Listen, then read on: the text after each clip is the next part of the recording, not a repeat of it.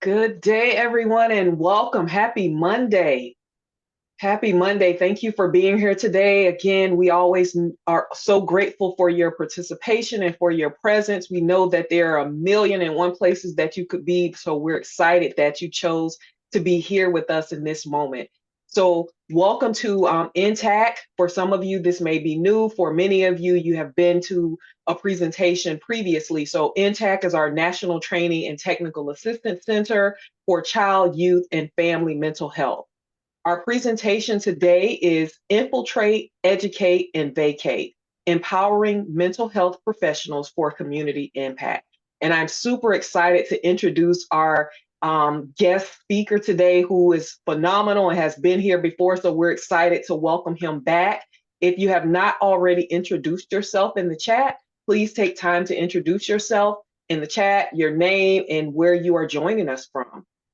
As always, we want to start with our disclaimer. We want to make sure that everyone understands that this information was prepared for using funding through Intact and sponsored by SAMHSA. However, all of the information that is contained in the slide deck is given to us today by our guest host.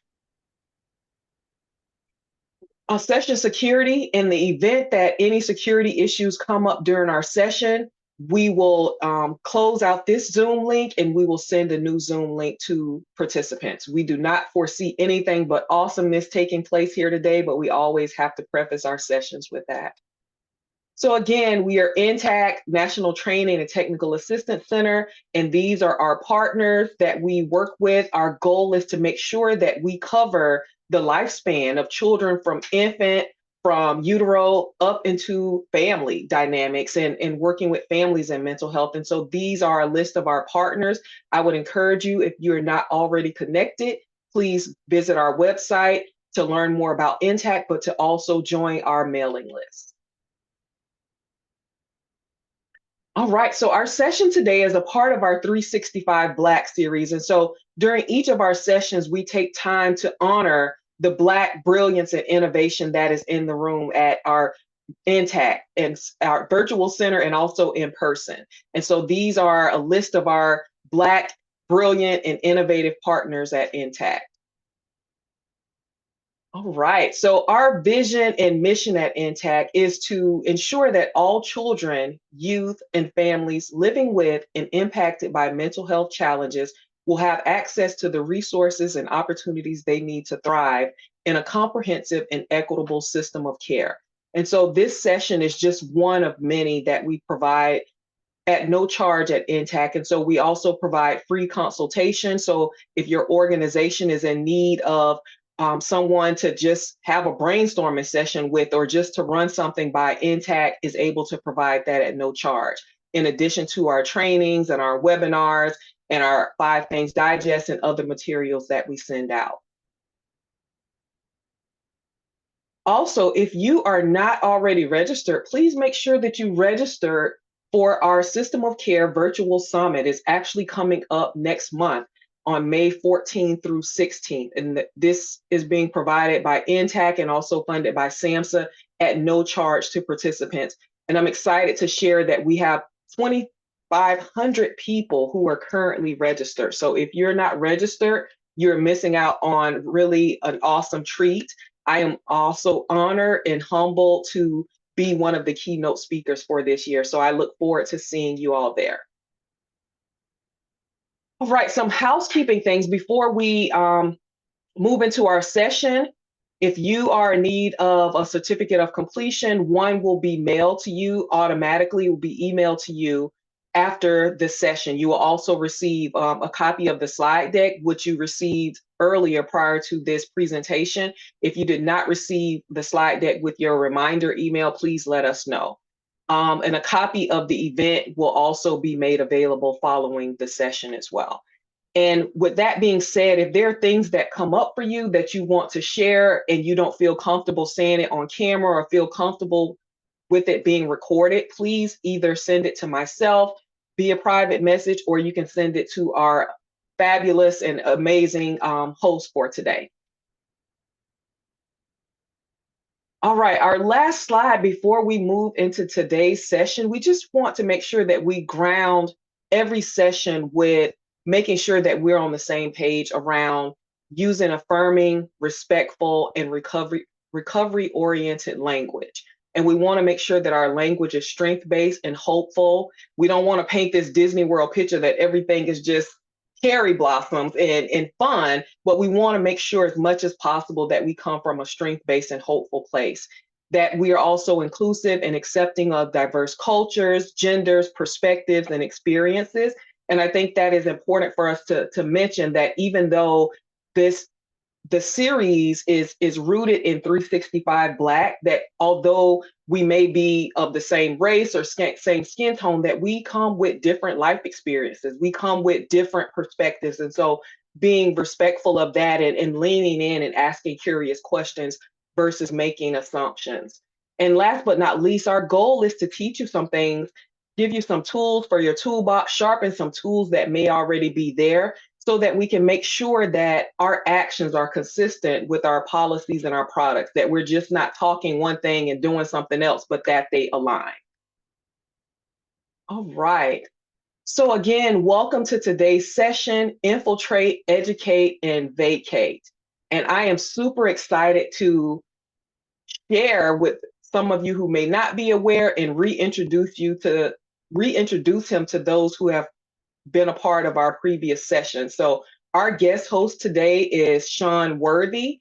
Sean is the CEO of I Am Worthy and Associates, and he is a beast. I'm just going to say he is a beast in his community, working with young people as a peer, making sure that young people are able to get the resources and services that they need, but also working in provider organizations to work and change the narratives around young people in their lives, especially Black and Brown young people, really helping providers and organizations to understand the circumstances that lead to various outcomes so that we can lead and work with the young people from a human-centered approach and from an individualized and tailored approach. So Sean is in the street, Sean is in the classroom, Sean is in the home, Sean is in the courtroom.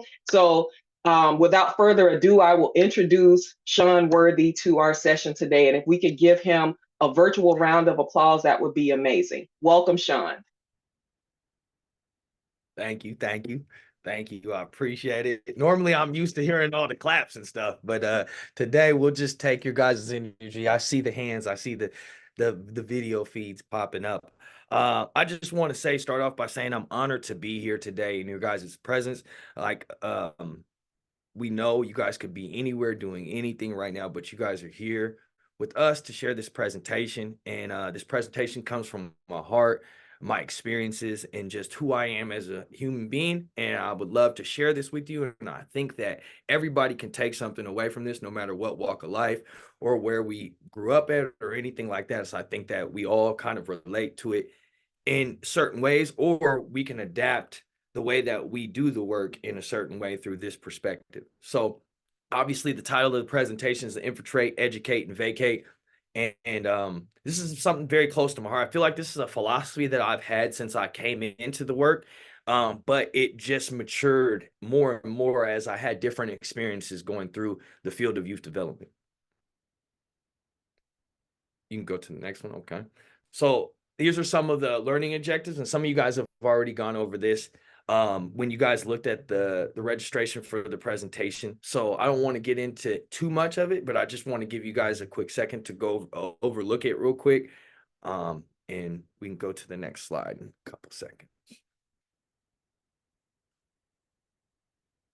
One thing that I want to point out, though, is important is that I don't want to be the person that is using all of my experiences. I would love for people either in the chat or when there's a time to be able to share, to elaborate on something that they might have heard, resonated with them, an experience that they might have had that relates to what we're talking about. So I just want to leave open floor for that and just create an opportunity for us to all learn and grow together. So next slide.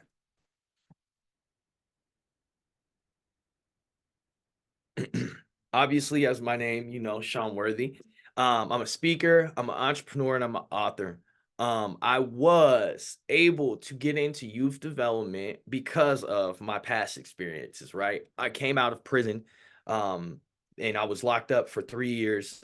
Obviously, having my son while I was about to be incarcerated, I was locked up in 2008. My son was born in 2008. So I grew up without my father in my life. And unfortunately, that's a narrative that we hear a lot in our society. But I took it upon myself to put that into a motivating factor, or better yet, a chip on my shoulder of when I had the opportunity to be a father, I was going to be the best father that I could be. No questions asked. So I got out of prison after serving 3 years in Washington State prison, and then I ended up basically having an opportunity to get my son after he was abused by his mom's boyfriend. And I got full custody of him. I fought for custody of him in I fought for custody of him in court, in family court. It took 3 years for me to get custody of my son. When I was awarded custody of him, I felt like my life really opened up in a different sense. And I think that that's like when most people will talk about healing. That's when my healing journey, I feel like, really started, because I think a lot of my trauma came from my childhood and the things that I lacked or I didn't have. So I was able to be somebody that I didn't have when I was younger. And it sparked a flame in me. I ended up getting full custody of my son. And when I'll tell a quick story, I was coming home, and it was the first time I was able to see him. And you got some saggy diaper babies, right? The ones that run around the house, diaper. Like, I need to change his diaper. So this is my first time ever changing my son's diaper. I said, "Hey, son, let me come here so I can change your diaper." And he looked at me and he started running around the house. You know them saggy baby diapers; they love to get away. So I'm running, trying to get him, and finally I get him, and he's swinging at me, screaming and whatever. And I put him on his back, and he looks at me and he's screaming, yelling. I said, "Man, just let dad change your diaper." This boy looked at me at 2 years old and said, you're not my daddy." And I'm just leaving out the word that he said, but it was crazy because the 2-year-old said that to me. And I realized at that point, you know, being mad wasn't worth it, because I wasn't there to be able to be there when he needed me. But better yet, um, to understand that another person had put that in my son's life without giving me the opportunity to be in his life gave me a chip on my shoulder again. So after a year of being in my son's life, my son had came over to me abused, had black eyes and finger marks and stuff going on with them. And I went to go walk out the door to go wreak havoc on the people that I thought were responsible. My mom stopped me at the door and she said to me, she said, "You can be the man that they expect you to be, or you can be the man that they don't expect you to be." And so I went into the court system the next day and fought for custody of my son. After 3 years, I walked out of the courtroom with full custody father, self-appointed myself. All I got is a GED, but I always play around and tell people I use it like I got a 4-year degree, or I act like I got a 4-year degree, right? And I just say that to say, like, no matter where we are in life, we can turn nothing into something. And I was able to do that through the negative experiences in my life and transition that into a positive narrative, which forever changed my life, gave me inspiration and other people in my community because of what I had been through and overcame.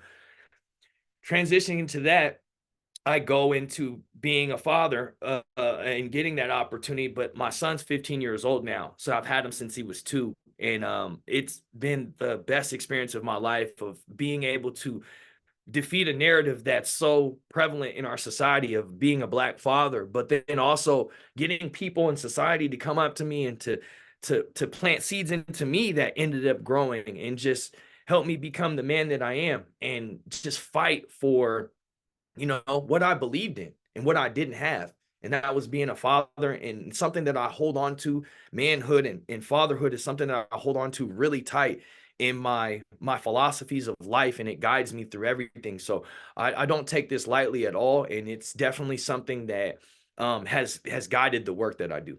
You can go to the next slide. Obviously, DOC custody was a big part of my life. I was locked up 5 times as a juvenile and ended up transitioning and graduating to prison. Unfortunately, I didn't really have too many positive figures around me to kind of change my thinking or what I was going through in life. and I just made a lot of bad decisions. But when I got locked up in prison, there was a lot of older brothers that just spoke life into me and was asking me why I was there. And, you know, just like, you're way more than what you might think or what the world might treat you. Just talking to me like I'd never been talked to by Black men like that before in my life. And some of these men had life, or, you know, they had been in prison for 20, 30 years. And it was an experience that I never had. And I took that with me out to the society of, you know, being that person that poured into the young people and the people that needed it around me. So that was a big part of my life that helped me transition, but it also gave me a chance to really start to get to know myself. And unfortunately, I had to go through that negative experience to know myself. I hope that other young people in the world and people who experience situations like mine don't have to necessarily go to prison to learn more about themselves. But it transitioned my life a lot. When I got out, I was able to have the mindset to become a full father, a full custody father. You can go to the next slide. So I don't like to, I've had a lot of titles working in youth development, right? I've been a youth development coordinator, all types of things. You guys know all the different names and stuff like that. But one thing that I started really noticing that was different for me than other people in the field was like, I literally studied it before I even got into it. And then when I studied it, when I got into it, I started practicing it. And I started practicing not just ways that the the practices or what the industry said, but things that I started picking up and noticing as being one of those kids that was impacted by the system and had gone through similar things. So I started catering and tailoring my programs from a place of life experience and not just studies or thinking about or assuming what I think that these young people needed, and became a mentor, a facilitator, author, also a concerned and passionate community member. I didn't come into this knowing that I wanted to be in youth development. I came in as a concerned young man that wanted to impact the trajectory of things that were going on in my community. And I didn't know what that even looked like. But one of the things that I would say is it's hard coming from prison and transitioning your life because of all those narratives that go up against you, the narratives from your family and all the other things that you've created, and then the narratives from society. My name used to be 329032. I had to earn my name back in society to be the man that I am today. And that was just through being a concerned and passionate community member. And that led me to other opportunities, which really inspired me to become a practitioner in the space of youth development and really start learning, studying. And eventually I went back to school and I'm pursuing my bachelor's degree in youth development.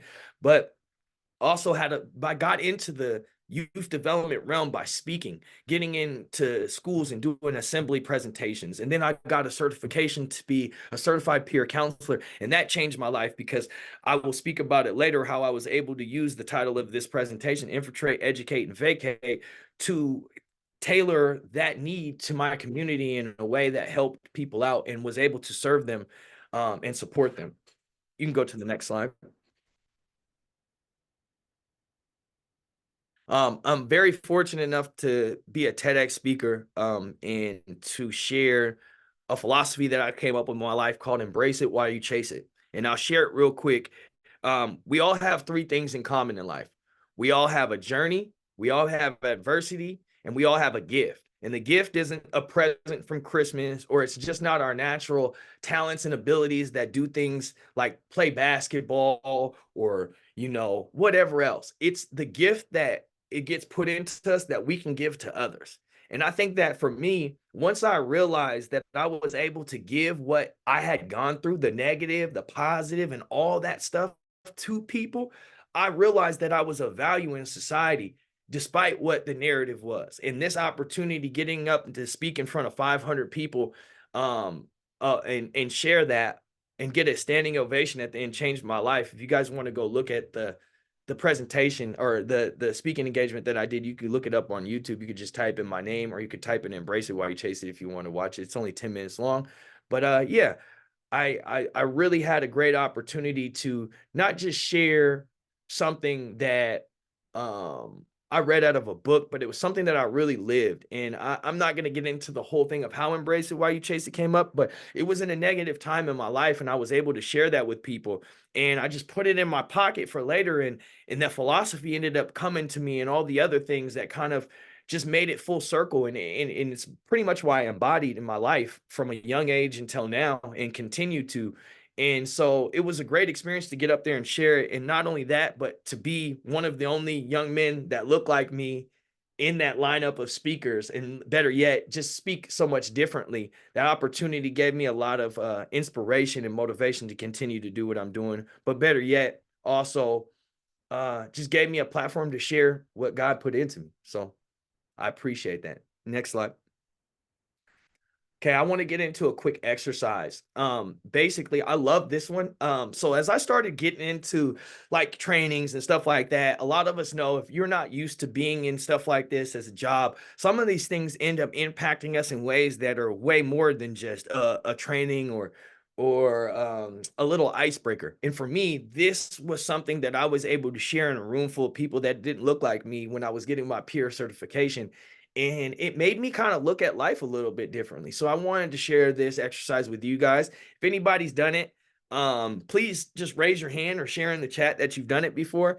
If you haven't, please just be engaged and try to give effort and just try to share something that I feel like could add value to people. One thing I want to do is just have us be able to open up a little bit before we get a little deep and to share a little bit about ourselves. I think that helps out with the room and the engagement and overall just letting us come on common ground together. So for the exercise, you will need a piece of paper and imagine you're looking into a mirror.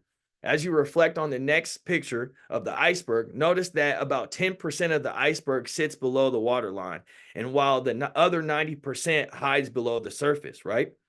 So now draw a picture. If you guys could do it real quick, take out a piece of paper if you have one. If you don't, that's fine. You could take out your phone and maybe just put a list or something down so that you could share out if you get a chance to. But if you don't have a piece of paper, that's fine. What's the next part? Look at the mirror, look at yourself in the mirror again and imagine what you would see if you did.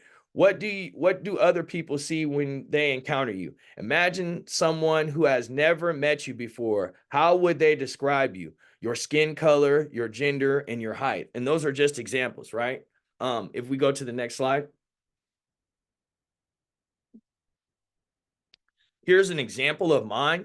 And so basically, like, just give you guys a couple of minutes. I'll talk. You guys can write some things down. And we'll basically give like 5 minutes while I'm talking, and then give a couple minutes afterwards, and you guys can share out what you guys have on yours.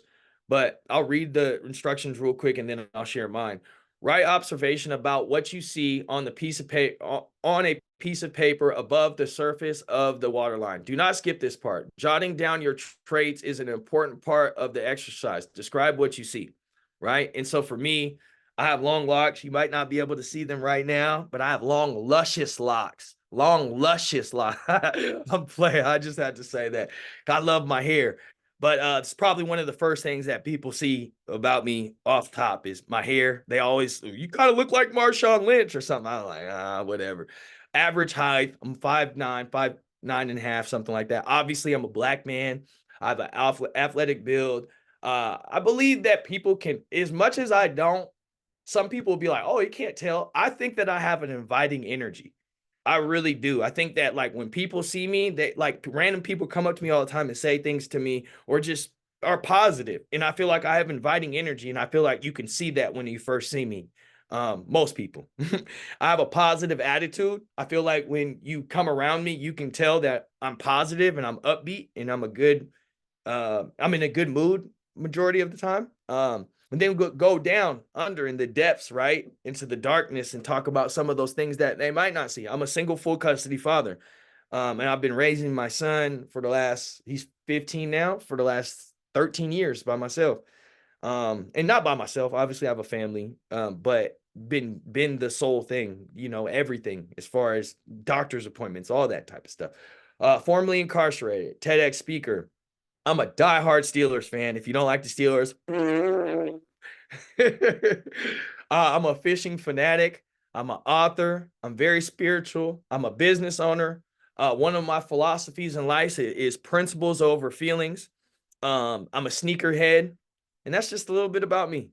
Now think about all, and then this is getting to the bottom side, is now think about all the distinctive qualities that you are not readily apparent to others who encounter you. Write these characteristics on the piece of paper below the waterline.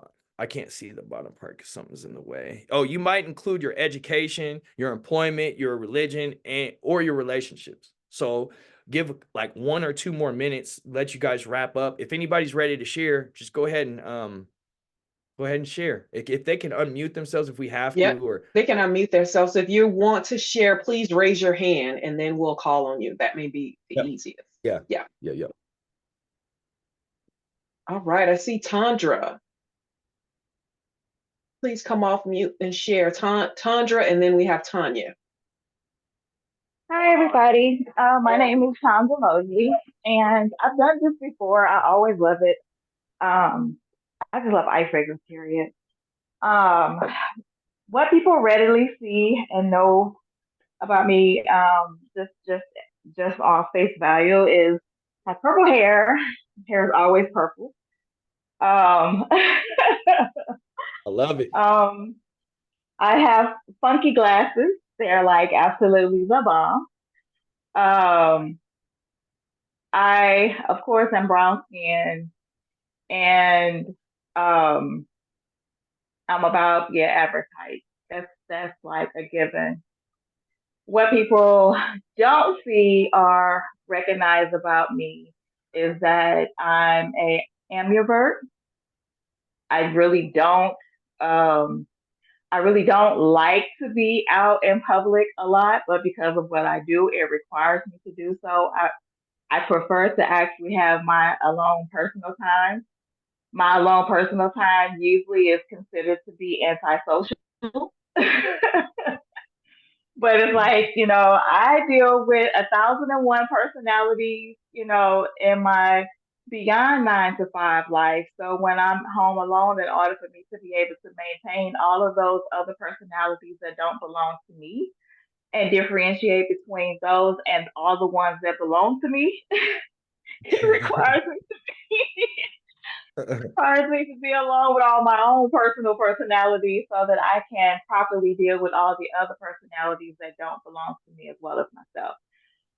The other thing that people don't see is that I am extremely a passionate. I'm extremely passionate about my grandchildren. People don't know that I am a yaya.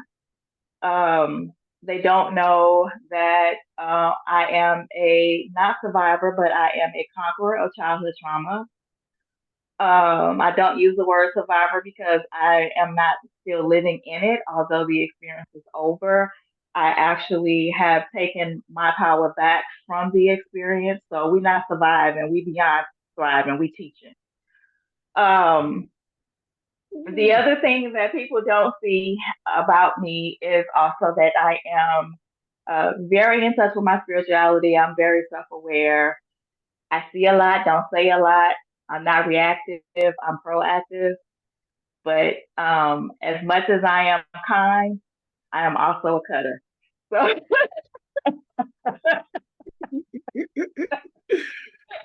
I love it. That sounds like a t-shirt. Yeah, that do. Hey, your profile I'm a pic, designer too. I'm a your designer. I'm an author. your picture is spot, like the picture that I have of you on your profile thing and how you explain Yes. yourself. I'm like, I just seen the big afro. I was like, I love the big afro, but I didn't know it was purple though. I love that. I love Actually, individuality. actually, that one is a purple wig. I am now purple locked up. We have purple Okay. locks now. But I love that. I love that picture too, and I use it often, just for my public personality because I want people to know what you're getting is always gonna be live and in color. I code switch, so I'm gonna stay true and authentic to me, and what you're gonna get is gonna always be live and in color. So I'm gonna yield the floor so that to give other people a chance to speak. Thank you. Thank you for sharing. Right. Thank you, Tandra. And Tanya, I don't see your hand anymore. Would you still like to share? And then I see Robert.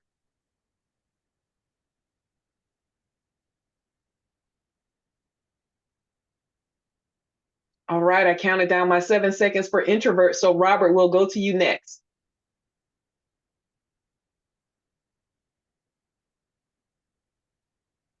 Robert, if you're speaking, you are on mute.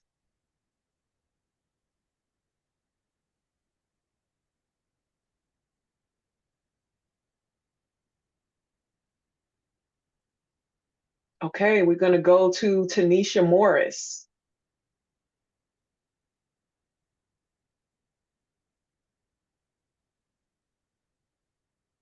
Sorry about that. Hi, my name is Tanisha. Let me turn my thing on. There we go. So some observations about me that you can see. So if somebody was describing me, they would obviously say African American, curly head girl, which I've heard multiple times, redhead, kind of slender, look young, but older than I look, obviously. And some things that are not readily apparent is I have 3 degrees and I'm only 25. I work for the Author Ash Institute as a program coordinator. I'm very spiritual. I don't like public speaking, but because of my job, I have to. And I'm very introverted, but my motivation when it comes to like community building and working with the community is helping the community. So yeah, that's me. Thank you for sharing that, Tanisha. Thank you. I think she had her hand raised. Oh, Delinda. Hi, good afternoon. So Hello. nice to be here. I'm not sure I did this assignment right, but I think what people would see by looking at me is they would assume I'm Spanish. They would say I'm outgoing, compassionate, fun. And what people, I guess, don't see is that I was formerly incarcerated, drug addict. I am a forbidden child from the 60s, so I'm half black and half white. I suffered a lot of racism in school with educators, families, friends. I am a survivor. I grew up with a lot of broken promises, disappointments, a lot of hurt, pain, and I have probably a lot of lived experience. But on the above the water, I am strong, independent. I believe in truth, respect. I'm determined. I have faith, and I'm extremely compassionate to the people in my community and just people around me. I love people. Thank you for sharing. Thank you. Beautiful. One more real quick before we move on. Does anybody else want to share?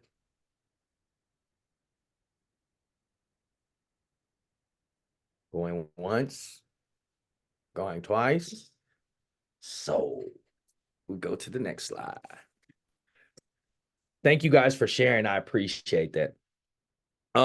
So if we want to, I'm going to come back and ask some questions again. Maybe if you weren't into sharing the qualities or traits that went with the last slide, maybe it's just sharing one of these questions if you guys feel comfortable. I'll read this one. If so, I'll just read one question. If somebody wants to answer the question, you can just raise your hand, and then we'll go through all 4 and go to the next slide.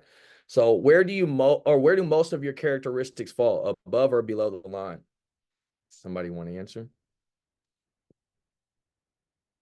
Below. I see there's a below in the chat. Below. And you can also add in the chat too. Yes, that would be great. We could do it in the chat. That would be cool. If somebody wants to share something like meaningful to one of the questions and have something besides just below or above, you can do that too. Just raise your hand. I will. Go ahead. I'm gonna say most of my characteristics fall below the line, but the ones that are most important and dear and come from my heart are above the line. That's good. Thank you. That's exactly what I wanted to hear and sharing is what your perspective is and like kind of what it meant for you. So thank you for sharing about that. I appreciate that, Delinda. Where do most of your valuable characteristics fall? Where do you mostly, so you answered that question. Let's go to the third one. Do people ever make assumptions about who you are using characteristics that they can only see? If so, how does that make you feel? Ageism is real. I feel that. I feel that. Assumptions all the time. Yeah. I'd say for me, a lot of people think I'm like a gang member or like I'm like out there in the streets or something. Like, cause I don't change, like I don't sag my pants or anything, but I dress how I dress. Like I just dress like I guess a young man in the streets, I guess, because the way I be getting looked at sometimes be crazy to me. And then when they hear me open my mouth up, you can see their whole demeanor change. It's crazy to me. It's crazy. It's crazy. Go ahead. Somebody want to share? You got a Yeah, hand it's raised? Tandra. Yeah, Tandra. Tandra. Go ahead, Tandra. I was gonna say, well, I get the assumption all the time that I am just this real conceited person. Like I'm just overly confident. And it can be very annoying because a lot of times when I meet people, because of the fact that one of my gifts that I'm aware of, I'm a seer. I can see what a person's aura and all of that is. And so I tend to um I'm very approachable, but they handle me in some cases like, oh, she's just like overly confident. She's not real. She's fake. It's like, but if you understood what my background was and what I have actually overcame, you would understand why my personality is so big. That's right. Um, but I'm definitely not going to bend my light or put myself in a box because you cannot handle it. You just may not be the person to receive the blessing from it. And I'm okay with that too. I just pray that, somebody comes along your pathway that you can receive from so that you can get it because you deserve to be as confident and as brightly, presented as well. Thank you. Thank you. That was well said. I just want to, can I piggyback that real quick? Do not dim your light for anybody. Like, I used to think me talking too much, like, and I feel like I got something to say. You feel what I'm saying? Like, I ain't just talking about nothing. So I feel like I got something to say. I want to share it. And I feel like I have something to share that's of value. And I used to think that people didn't care about what I had to say, but it just wasn't for them. You know what I mean? And sometimes that is what it is. And I just want to inspire everybody on this right now, just because that inspired me a little bit to say this, is that no matter what, don't let people dim your light. Keep pushing through, do what you have to do My for boss yourself. says, Oh, he what'd you says, say? don't let nobody dim. Oh, I thought you got to mute yeah, there you go. Go ahead. You had a hand raised? Yeah, I was just gonna say the dimming the light thing. Like, I understand I'm not everybody's cup of tea, and people got to realize that they also aren't everybody's cup of tea. But tea never had to apologize for not being coffee. That was fire. That's You better another shirt. preach. That needs You to be better a preach. shirt. I'm sorry, I didn't get permission to come off mute, but you better preach. Amen. Hey, I've man, had that so was many fire. revelations this weekend that just came and just made me want to shine my light even brighter. And I was just like, you know what? Hey, there we go. I'm Yes, glad that's you another came. t-shirt for our graphic designer. Yeah. Hey, we gonna make something happen with that, Tanisha. That was a good one. I've never heard that. I've heard a lot of things before, but that one was a bombshell on me. That was great. Thank you for blessing us with that. Thank you. Okay, last one before we move on. What skills do you use to relate or reveal, my bad. What skills do you use to reveal what lies below the surface to yourself and others?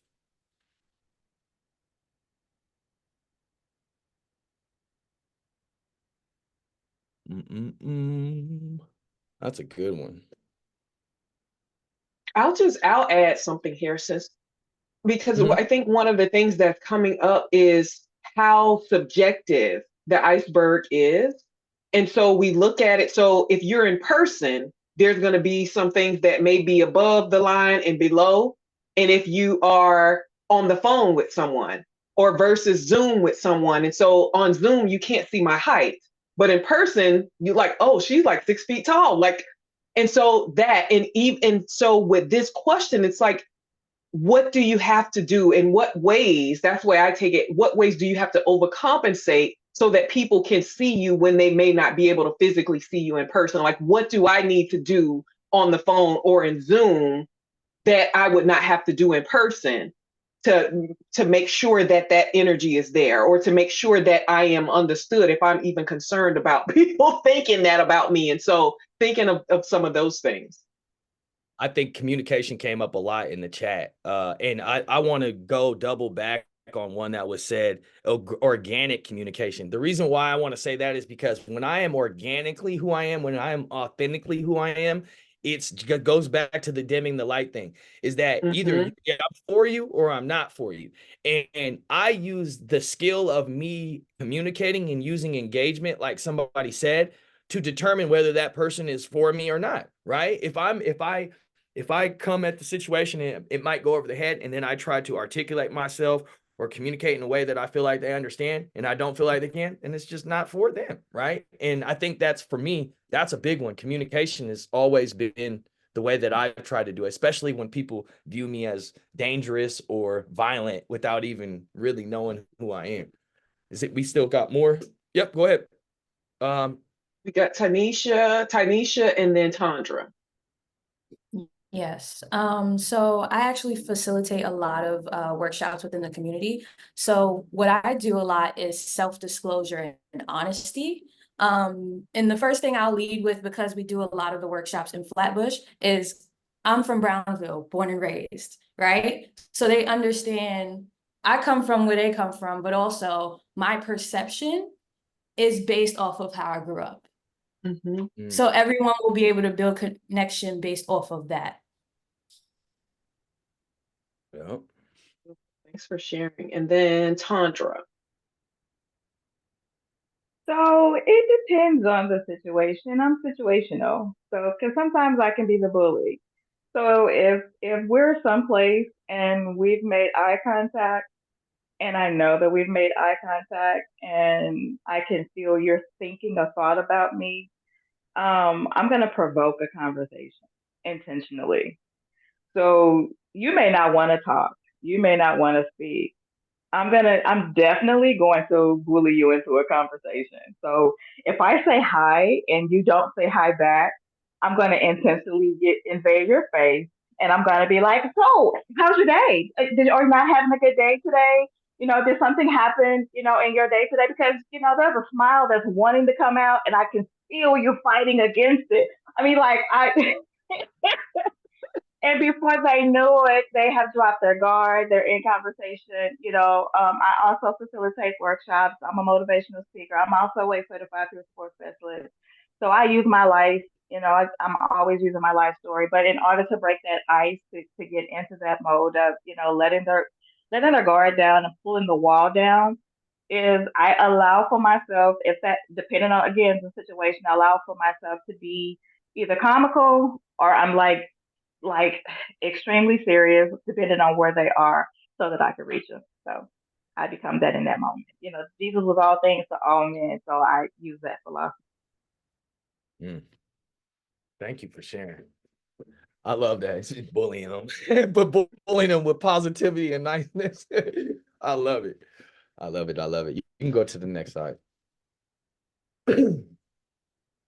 So now that we've got to get to know each other a little bit more, and I just want to thank everybody for sharing, like just getting vulnerable in a space. And I know some of us are skilled at that because it's part of our job, but just the people that got us out of their comfort zone and was able to share, and just be vulnerable. A lot of stuff that was shared was just personal stuff, and that was the reason of doing it, was to kind of put us out there in a place where we can kind of share and be on common ground. So I appreciate everybody taking the time in the chat and speaking out loud. I appreciate it all. So we'll get into the philosophy of infiltrate, educate, and vacate, which is very, very dear to my heart. So the philosophy of infiltrate, educate, and vacate, it as influenced by figures Sam Green, the Black Panthers, and Derek Grace Jr., represents a provocative and strategic approach to excuse me, to effecting a systematic change. This framework offers a way to navigate and alter the structures that perpetuate injustice and equality. I think for me, like one of the reasons, so this presentation is inspired by a series of events, people, and things. I just put 3 up there.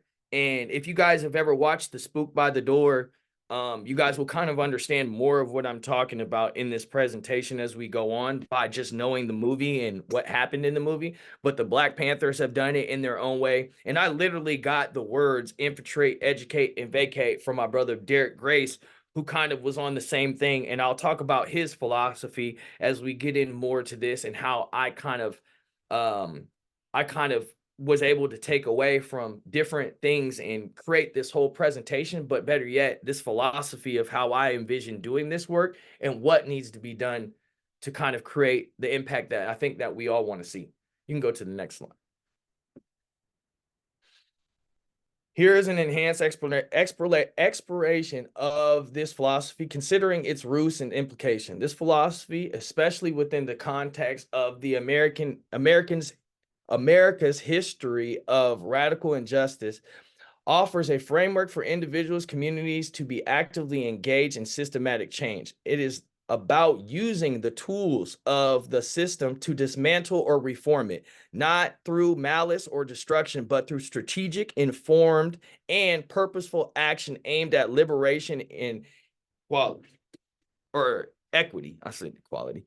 But the reason why I bring this up is because, like, if you look at the beginning of this presentation and you see what it says, it automatically to certain people comes off in a certain type of way. And it's because of the words and how they were used and the weight that it carries through our history in American society, but better yet, just especially in Black and brown individuals, and how we have been infiltrated and people have educated themselves on us and then vacated whatever we had and turned it against us or was able to use it in a bad way. We talk about colonism. We talk about all types of events where infiltrating, educating, and vacating has been a negative. Even looking at the Pilgrims, or not the Pilgrims, but looking at the Native Americans and Christopher Columbus's story and that whole thing. Like, this has happened since the beginning of time in every single way, shape, and form in different cultures. But the thing about it is I want to change the narrative today to have it have more of a positive impact, but also be used in the same way to do something significant in our time. So you can go to the next slide, please.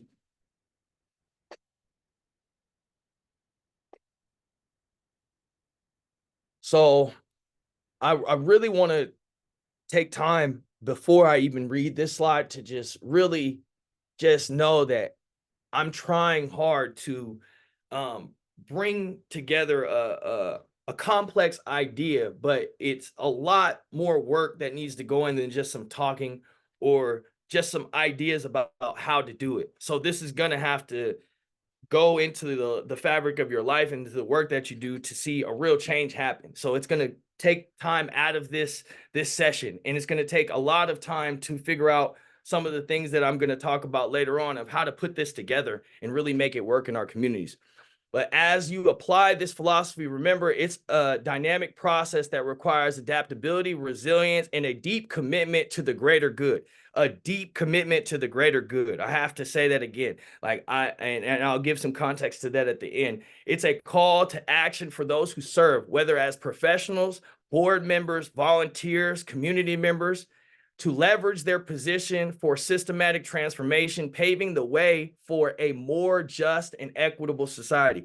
What I mean by that is, it doesn't matter, like, you could be an ally, you could be a volunteer in a nonprofit organization, you could be a concerned community member like me, you could be an executive director. This goes to anybody in any position that is working in our community. If you can adapt this mindset and think about it in a way, I think that every single person that works in each sector in our community that works with people will be able to adapt this and be able to utilize this as something that will push the work forward. I feel like we're in a time where a lot of people aren't deeply committed to the greater good. And I think a lot of people do this just to get a paycheck. So, I'm not knocking anybody without knowing them, but I've just been in this a long time. I've been doing the work for about 10 years now, 10 plus years.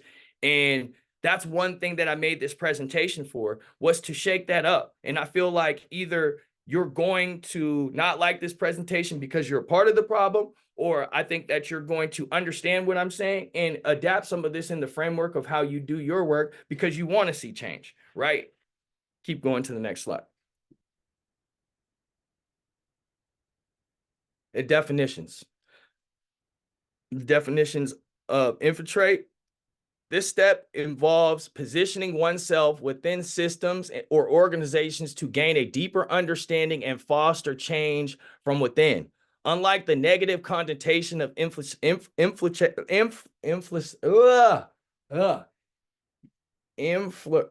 I cannot say the word for the life of me right now. Infiltration. Yes, infiltration. I don't know what was going on in history. This is strategic for a positive transformation. It's about entering spaces, often those of power or influence, to learn, observe, and eventually initiate change. This isn't about deceit. This isn't about deceit or manipulation. It's about genuine engagement and sorry, strategic positioning to champion the cause of justice and equity. I think that one of the things is that I think that we all do this in our own way, right? We get a part of things and we infiltrate things, right? And infiltrating doesn't have to be a negative thing. When I walk into the store, I'm infiltrating the store, right? Like when I do certain things, when I get a part of this meeting, I'm infiltrating a meeting. We don't have to look at it as a negative sense. We have to look at it as exactly what it says: to learn, observe, and eventually initiate change. That's what I mean by infiltrating something. Keep going. Educating. Once inside, the focus shifts to learning and sharing knowledge. This isn't just about personal growth. It's about uplifting others by dismantling what has been learned. Education here is twofold: acquiring knowledge within the system and educating others outside of it. This phase is crucial for building awareness, fostering empowerment, and preparing for a collective action. It's an opportunity to illuminate the mechanisms of the system, demystifying its operations, and equip others with the knowledge to navigate and challenge it.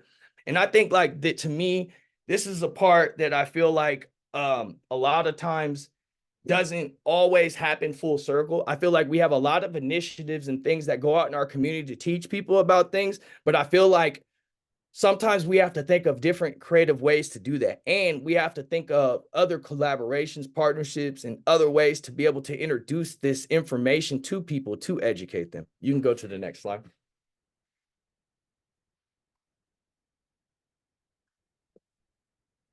I'm getting all, I don't know, my throat chopped up and stuff. We got you. You good. Yeah. But it's vacate. That big energy. Come with it. The final phase is not about abandonment, but about strategic withdrawal. It means taking the knowledge, experience, and insights gained, using them elsewhere to continue the work of liberation and systematic change. Vacating is about spreading influence, sharing learned lessons, and applying them in a new context to broaden the impact. It's a call to move from one area of influence to another, continually expanding the reach of transformative efforts. Ugh. I don't know what is going on with my speaking today. Maybe I'm just a little nervous. I'm not normally nervous, so it's all good though. Y'all with me. So you can go to the next slide, please. So I want to bring this full circle in scenarios so that you truly understand just different ways that I've come up to looking at it and different scenarios of how the infiltrate, educate, and vacate philosophy can be put in place. So go to the next slide. So the first one I call an inquisitive innovator and growth seeker. This is somebody who's basically getting into the field, right? I know, and I can hear it from some of the people who have shared, super passionate about wanting to create change in the field, probably in places that we were impacted when we were younger, and probably just trying to change the narrative of something or learn about something. And I think a lot of times, once we get in this field and we have a lack of knowledge, I had a lack of knowledge about youth development. And when I started to get into youth development, I started to learn so much about myself that it pushed me in a different direction, right? It made me want to really go out, and it created me, or it not created me, but it made me become a visionary in this space, not just somebody who wanted to have a job, right? And so like for me, if you think about infiltrating, and Derek Grace Jr. uses this as in a job, right? And he uses it in the context of a job by saying that, you know, a job doesn't care about you. And the goal for a job would be to infiltrate a job, right? Learn as much skills as you can by educating yourself and vacating the job to another job that is going to teach you more skills, create more opportunities for you, or so on. But in the terms of the field that we work in the context of which this presentation is, I would say that it's about finding what you can and getting what you can from organizations, trainings, and other things, and educating yourself and vacating that to another opportunity. I think that sometimes we stay in opportunities too long, and sometimes those skills don't get used in the way that we could use them, or the organization or the opportunity doesn't allow us to grow or to do the things and develop in the way that we need to. And I think that some people need to have this philosophy a part of their framework of how they view where they are in life right now. Because if you're going through this field and you really haven't figured out what you want to do or how you really want to impact, I think the best thing that you can do is accumulate as much knowledge and skills that benefit you and work and suit you in this field as possible. And sometimes we can't get that just from one organization or one job position. And sometimes we want to grow and we want to become directors and managers in other places. And sometimes we might not have those opportunities at the organizations that we're at neither. And some of these people would be beneficial on the front line or making decisions in the working, especially Black and brown folks that are part of organizations that are predominantly white in spaces that they don't normally get leadership, or their ideas don't get on the forefront, or if they do, their idea goes through a manager and the manager acts like it's their idea rather than the person that's really the life experience, the person that, is there for all the right reasons, gets credit for it. And I think a lot of times the people at the bottom have a lot of value to offer and don't really get put in a situation to utilize that. So that's my first frame on it, just like more of an inquisitive innovator, a growth seeker, somebody who's trying to get in the field and figure out their place, but do it in a sense of using this philosophy to infiltrate different opportunities, educate themselves, and ultimately vacate to another opportunity that can to do more for them. And I want to say this part, do more for our community, because I've met a lot of people in my communities that are in places and work for spaces that they can't really provide the value that they want to. So just thinking about that, wanted to make that slide for those people and some of the people that are getting into this field.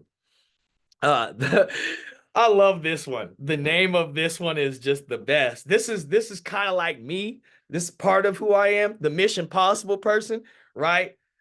Mission Possible person is just the person that doesn't believe it can't happen, right? Like my ancestors, they didn't believe that they wasn't gonna get through what they was going through. You feel me? And so like I take on that same energy in the work that we do. Now, I want to also say that it doesn't mean that I'm not aware of the barriers and the things that exist in the way, but also too, I know the mission is possible. But part of this presentation is introducing a way that I feel like is going to help that mission actually happen instead of staying in the status quo that we're in currently right now. So the second frame would be the same kind of scenario, right? Like the infiltrate, educate, vacate thing, still kind of similar, but instead we think about it and we take it a step further.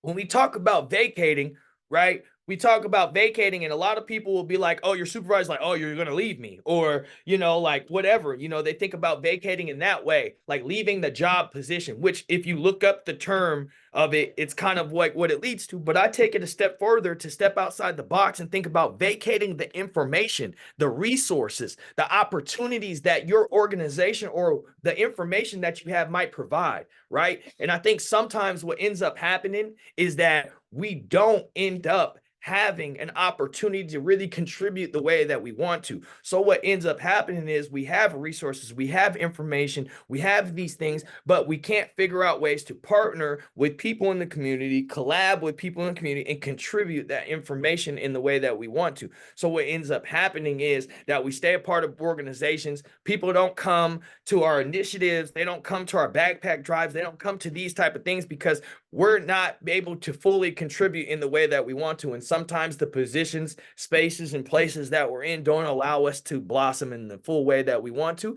And so we aren't able to really be as effective in our community in the way that we really need to be and that we can be, I believe. So contributing would be the next part. And then also the next one is the trailblazer, the inspiring entrepreneur. And I would say that for me, ultimately, this was my mindset. I skipped the whole getting a job from an organization and started my own LLC for youth development to consult and to do direct services in schools. I got hired by 3 different high schools and with the juvenile justice system out in my area, Pierce County Juvenile Justice System. And I was in a school district. I was working in 3 high schools. I was one person working with probably a couple hundred kids.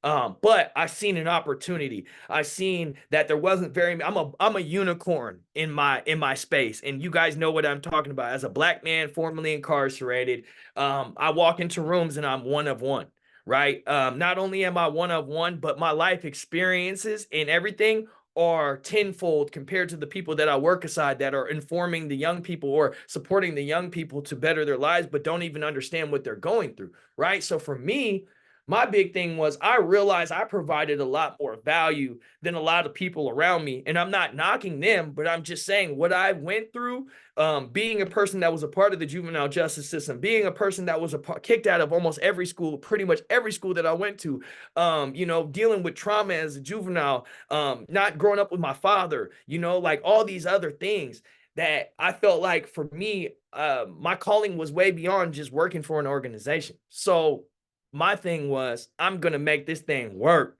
and I'm going to jump off the ship without a life vest. And I did. But this is the mindset that I've had since the beginning, was to infiltrate, educate, and vacate. I just didn't have the words for it. And when that brother Derek Grace Jr. said that, it sunk to me. It really made it hit. And I'm going in right now, but I got to share this with you. It's what the Black Panthers did when they made the feeding program, but they infiltrated in a different way, right? When we talk about infiltrating, we always think that we have to just go into the system and be like, whatever, you know, like I'm here, or, you know, this is the way that I'm going to do this, when really the Black Panthers learned about the system and infiltrated that way, and they were able to educate themselves to vacate those same opportunities to their community by creating a program to feed people for free that intimidated the government so much that they started to kill them. Crazy. That wasn't the only thing, but like that power, that presence in the community to solve problems that other people can't, because we are asking for the same people that perpetuate the problems to take them away. So we have to think about a different way. We have to dig a different tunnel. We have to shine a different light. And by doing this, by infiltrating, educating, and vacating, and in this last slide, in this last frame, talking about collaborating, you don't need to leave your organization. You need to stop looking at other organizations as competition and understand that they provide something that you probably don't, and collab with them, because our community needs us. And if our community doesn't have collaboration, we become isolated. We become less effective to solve the problems and to be able to be a support in our community. And I think that that's a problem that we go to. I talk about, you know, people staying in organizations and things like that don't be able to utilize their skills. But another problem is we are in competition with each other doing the same thing, and we don't do the same thing.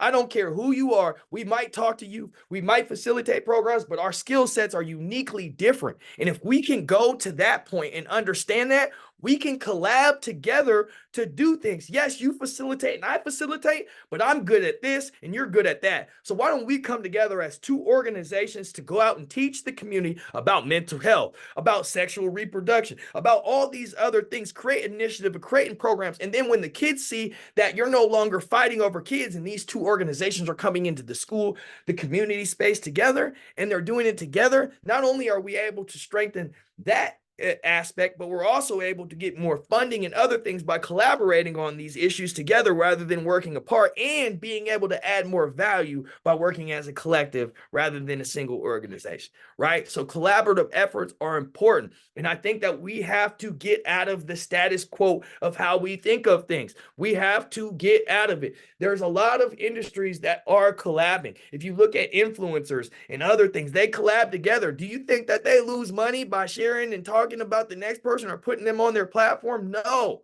And I think that we have to grow to a time where we understand that we all are of value to the community. And it doesn't take away from me to promote and to talk about somebody else or to bring them alongside of me, to teach, to help, to support, whatever it is. So I just gotta say that because I see a lot of it. A lot of personal agendas and problems. And we didn't sign up to do this job for no personal opinions or no problems like that. We've signed up to benefit and to impact our communities. And we've lost sight of that. I've been in this work a long time and not too much has changed, right? Like, and I mean this when I say this, not too much has changed in the work that we're doing.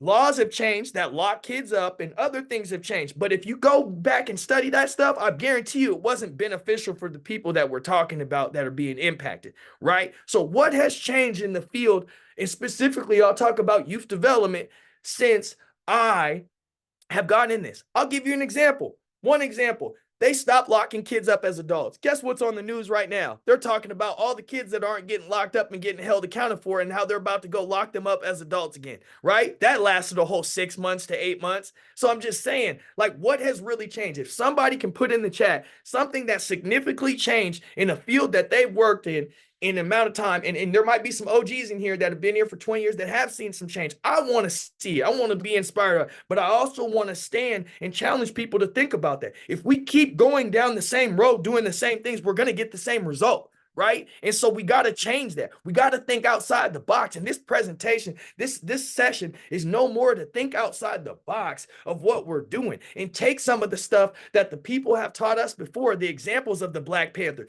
the examples of the people like Harriet Tubman that built an underground railroad. Like, those are things that are significant in our time. No, we don't got to literally build an underground railroad, but we need to build an underground railroad. If you know what I'm saying, we have to. We have to come together and understand that the value is in us meeting back in the community, not at these conferences, not at these forums, not at all this other stuff. It's in the community doing the work together. Can I get the next slide, please? I was gonna say, you were gonna say, can you get the collection plate, because there's some collection plates being passed. The doors of the church just opened. There's prayer meeting, Bible study, and choir rehearsal going on. Amen. So I want to give you guys a couple examples of how I've been able to do this in my life, stuff that I haven't possibly shared or the full context of it.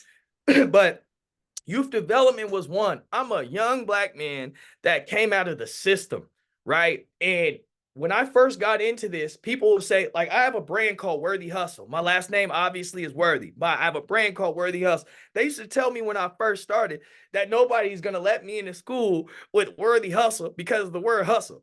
I was like, and then guess what? 6 months later, I had teachers asking me to buy my stuff, right? So imagine that. But all I'll say to you is I wasn't supposed to be in this system even deeper than that. That's just slight way. I'm talking about getting in and talking to people who have perpetuated things to happen. There's people that have been working in the system long enough for me to be locked up when I was a child and them be a part of the system still doing that I have to go work sides, right? And so it's like, at the end of the day, I'm not supposed to be in this space. I sit down with judges. I sit down with people who have doctors and master's degree. I got a GED, but I told you, your boy used it like a 4-year degree. I am pursuing my bachelor's though, so don't knock me on that. But I will say that was part of me infiltrating. I learned everything about youth development before I even came in the field. People would ask me, how do I even know about this stuff, right?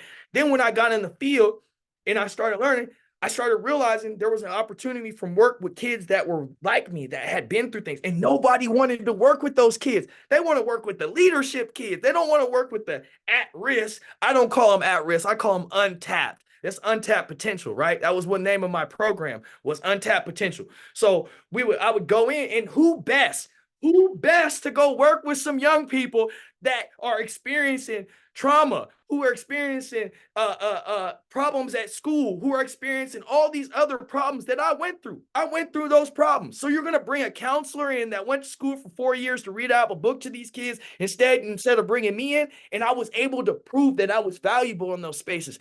So my first year, I didn't get paid. And I just came. And then finally I was like, bro, I need to pay my bills and it's not working out. So I told the kids, I went and used my food stamps, brought food into the room for the kids. I said, man, it's the last time I'm gonna see you. You know, like I gotta go because I'm not getting paid to be here. And it just doesn't make sense, you know, unfortunately. And they were like, oh, we understand. Them kids, 10 kids went into the principal's office and told the principal and begged the principal for me out of the school. They got me 3 contracts with 3 high schools off of that. That started my whole thing, right? And I just say that to say, like, I wasn't supposed to be in that situation. And all I did was take the opportunity that was in front of me. And now that's what I'm known for in my community, working in schools, working in the community, right? But if I would have never infiltrated, educated, and vacated, I would have never been in youth development because I wasn't the one that was going to stay in the box, right? I wasn't the one I never conformed. That's part of the reason why your boy was in trouble so much when I was a kid. And now I come into spaces where people want me to conform on my blackness when we're talking about issues that are about my blackness, and it's confusing. It's like you want me to be this docile person when we're talking about this stuff that's impacted me, and I can't be that person. So I learned all this stuff, and instead I went back and taught the kids about the stuff that the people in the system was working against them again. Oh, they're trying to lock you up for this. Do you know how much money your parents pay for you to be on an ankle bracelet? Do you know that the system is designed like that? I kicked that game. And guess what? Kids started to think a little bit differently. They started to ask questions that they would never ask before because nobody had ever educated them on something like that. That's the power of infiltrating and educating and vacating. It's that information that we can give, that narrative that we can change. And I don't think people really understand that because that life experience, like cooking up some gumbo, boy. You have your neighbor asking what's for dinner. You feel what I'm saying? But peer counseling, peer counseling and training opportunities. This is big. I believe everybody should do this no matter what. Like in the training sense, we should all be infiltrating, educating, and vacating every trainer. If you ain't infiltrating and educating at any training opportunity, you shouldn't be there because you're not learning anything, right? And so what I say is every training opportunity that I went to, I printed off that little certificate, leverage, put it on my little thing. When I went in, I'm certified in this. I did this training, right? I'm leveraging it, right? I'm infiltrating it. And I'm also educating myself on the field's practices and the things that are going, oh, I'm certified in behavior intervention, blah, blah, blah, all these things. But the one that really helped was certified in Washington State certification, which is certified peer counselor. Changed my life forever. Why? Because I was able to act as a counselor based off of my life experiences to sit down and work with kids and talk about trauma, talk about all types of stuff that I was very good at. They asked me when I first went into school, they said, where did you learn how to do this? I said, I don't know. I don't know. I guess it's just my life. I didn't necessarily read a book. Yeah, I studied some of it and I told them that. But a lot of this comes from my life and how I look at things, you know, and I think that some of us are more valuable in those spaces. And we can't do that if we conform to some of these organizations' views, beliefs, and how they do things, because the kids are going to know he's watered down. That's not the Sean that we think that we know. That's the Sean that they want. And I used to hate it when the principal used to walk me around and introduce me to the kids, because that would be the same person that would get them in trouble. And then you introduce me, and then they would think I'm the op, and it would take me months and months and months to build relationships with these kids where they'd be like, oh, he's not going to go tell my personal stuff to the principal, or he's not going to go do this, right? But I have parents that call me and all types of things that tell me how much I'm able to benefit their kids by just sitting down and having a one-on-one conversation for 30 minutes. talk about their trauma, their pain, what's going on, and give them some tools and things. And then next time when we meet, we talk about what happened and how they were able to do it. Talk about parental problems and how they're able to be the bigger person and navigate some of these problems with their parents and how they can do things differently. Nobody talking to these kids about, their counselor's not even talking to them about that stuff, nor do they have the skill set to. So it's a need for us to learn this information. Like, and I want to say this too, like I'm getting into the next slide. And I'm saying this is like historically racist systems also have historically racist practices and historically racist beliefs that are ingrained in it. If you want to look at growth mindset, if you want to look at the ACEs study, all those are racist studies. And why do I call them racist studies? Because they were put to represent a broad group of people without even studying the group of people. Go to Harlem, go to Shreveport, go to the hood, and let's do an ACEs study. This racial trauma isn't even one of them. Come on, man. Come on. And then we talk about the growth mindset. When are our Black and brown kids being affirmed that they can do things? So I'm just have a fixed mindset because my mama, my daddy, and everybody around me my whole life told me I ain't shit. I'm just going to keep it real. That's what they told me. That's what I seen. That's all the experiences led up to me not seeing any value. So you're going to tell me this white lady in this classroom is going to bring all the value out of myself when I've seen plenty of people that look like her treat me differently? Come on, man. We can't think that just because these things sound good or they're logical, it does not mean that it impacts everybody the same way. We got to stop generalizing and taking this generalized stuff and just saying, oh, it's good for everybody. No, we got to become practitioners in this space to understand that that does sound good, but only to an extent. And we have to understand that extent to stand up, to not champion this stuff, to let it hurt our children because it perpetuates the same system that exists of racism. Oh, well, these kids aren't graduating, so they need to go here. Oh, these kids have fixed mindset, so we need to put them in this program. It's like, no, we need to develop children more. We need to give them time to develop more, right? I only get to work with a kid for 6 to 8 weeks that just robbed a store. Make that make sense. But that's the historically racist system that understands that, hey, if I give this person an intervention, I can say that I did something. But in overall, I know that the study says for mentoring that it takes at least a year for somebody to build a connection with somebody enough to see the results from it. But I'm only going to put this kid in front of you for 6 to 8 weeks. Then I'm going to write them off to society and put it on the news that these kids don't want to do anything. And we put this money, these programs in place, but their narrative is left out of it, right? Because we based everything off the growth mindset rubric. Come on, man. Miss me with that stuff. And this is what goes on in our society all day long. We champion these things and we don't understand the true fabric of it, or we're put in a situation to conform because of what position we're in or what type of social pressure around our job.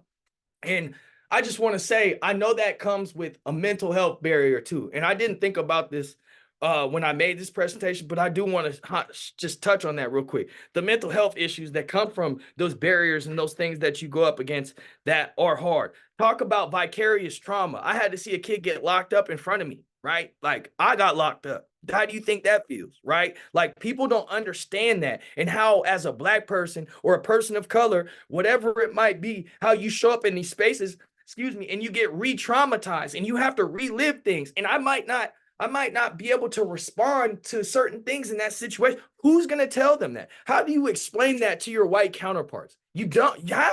How do they know that I'm going through trauma right now? Because I'm not saying anything, but I'm watching this kid be harassed by police because guess what the kid got in trouble for? A kid drew a picture of an African kid on a piece of paper and showed him and said, this is you. And the kid got mad because it was racist. And kid got mad. And guess what? The kid that was the racist kid ended up being the victim. And the kid that was non-racist ended up being the aggressor. And the police came because he got too mad. And everybody was saying he was too mad. So when I came into the foyer, they called me on my phone.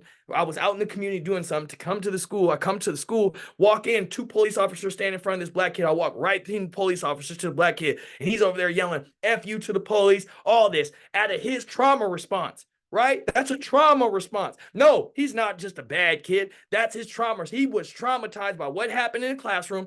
People treated him some type of way, and now this is his response to trauma. But instead, we'll just see that as a behavior problem and lock this kid up. But that's what it takes. It takes us in the fabric of this work. That's why I call myself a practitioner, not a coordinator, because it's deeper than that. And I utilize my life skills with these practices and subject to take out the stuff that doesn't fit, because some of this stuff is logically sound. Some of this stuff does make sense. It's just that they didn't spend the study to go in the hood to do it to the right people so that it fits for everybody. So it's this general blanket that doesn't fit everybody. And I think that goes along with the work that we're doing and the services that we provide. Everybody is doing cookie cutter the same thing. And it's like, how do we get out of the box and do something different? By collabing together, by doing things and adding all of our skill sets instead of just one. Imagine if we all did a youth conference together instead of one organization, how elaborate it would be, how much would be provided, how many resources would be there. But instead, it don't normally be like that. And I'm not knocking all organizations. I don't want you to sit here and think that this is a general sense for everything and everything's like that. That is not true. I'm just stating that I've been in this field for 12 years now, and I've not seen too much change except for people in positions. That's it. Next slide, please.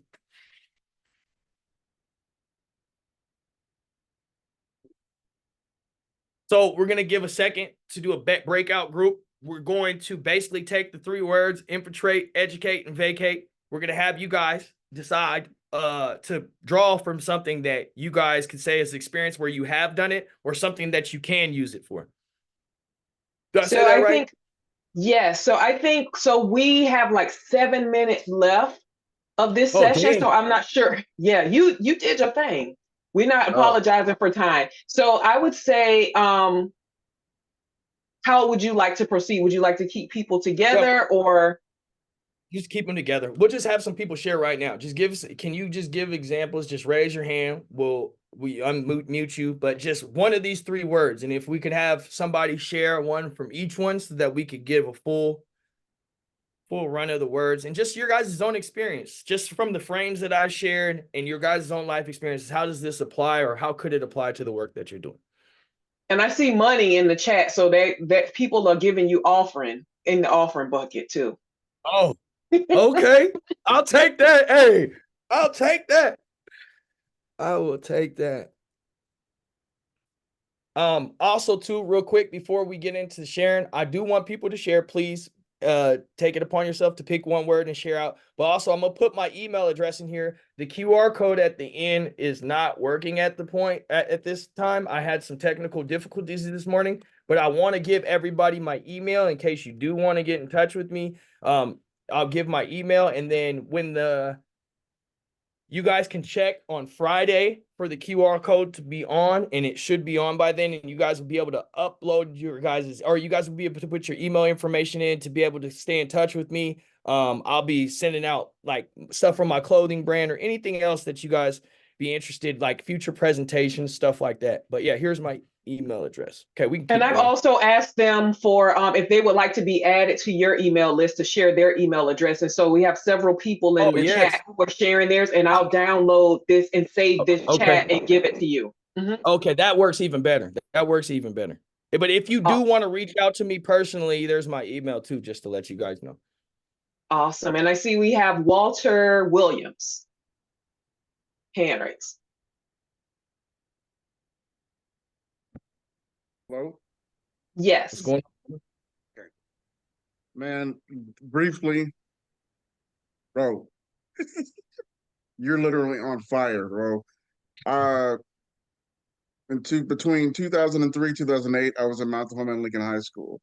I was doing some of the same stuff that you were doing. And they gave our program 3-year shelf life and didn't renew it because the results were staggering. We helped over 67 to 100 kids. So I've been there where you're at, bro. I'm hoping that things change, that we can do something for ourselves other than leaning on the system. But bro, you relit my fire today. Thank you. I want to say, can I say this real quick just to chime in on you? That's the thing that I've noticed too. And me and Tanisha were talking about it, is like, we'll get in positions to do things like this, and then we realize that like what we've worked so hard for doesn't really exist after a while, whether it's in the value of the people that we work with or the money, whatever it is. And I think that's a crazy thing, because there's been times where I've gone into schools and work and the people are like, we need you here. But then it's like the school doesn't see the value. You know what I mean? And yeah, yeah, you're right. And there are some teachers that want to 86 you because you're more effective than they are. And it's more yes, 100%. principled. And unfortunately, the group that I was working for got their wires crossed and thought something was happening that wasn't, and threw me under the bus. So it's been. I'd like to get a chance to talk to you because I like to understand how things are going now within the school system, but that's a later date. Yeah, I reach want to out. pick. I put Go my ahead. email in the chat. Just reach out to me on that. Go ahead, finish up. Got you. Will do. But I'm picking Infiltrate because I work currently for an organization that between like 2018 and 2020, we started this program. So initially, I was supporting in a day room that supported elderly people, but when COVID happened, the organization I worked for was so old that it didn't have anything electronic, or it wasn't in the future. So we took this group of kids that from the high school kids that we lost the program from. We were doing meetings on the side. And so I talked to the executive director at the time and I said, hey, we got a group of kids. We've been young adults. We've been working with them for quite a while. There's nothing going on and our office is closed, can we start something virtual? So we started this virtual program, and it started off with 20 kids. You know, COVID was pretty wild. It made everybody sit still and realize what exactly was going on. So uh, Ahmaud Arbery, George Floyd, all of that exploded, and our conversations during our Zooms exploded. So we started getting more and more people. Well, not everybody in my office is fully understanding, or not everybody in the office is Black. I'll just say that.